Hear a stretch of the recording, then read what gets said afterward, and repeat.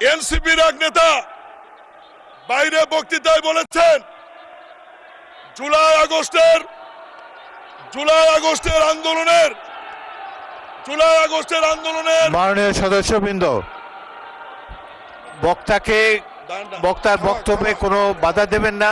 আপনাদের যখন সময় আসবে আপনাদের বক্তব্যের মধ্যে আপনাদের বক্তব্য উপস্থাপন করতে পারেন। এখন তাকে নির্বিঘ্নে বক্তব্য রাখার সুযোগ দেন। জুলাই আগস্টের আন্দোলনে ছাত্র জনতা খেলেছে আর ট্রফি বিএনপি নিয়ে বসে আছে। আমি বলতে চাই জুলাই আগস্টের আন্দোলন ছাত্র জনতার সাথে আমরা সবাই ছিলাম। ট্রফি আমরা কারো কাছে নিতে যাইনি।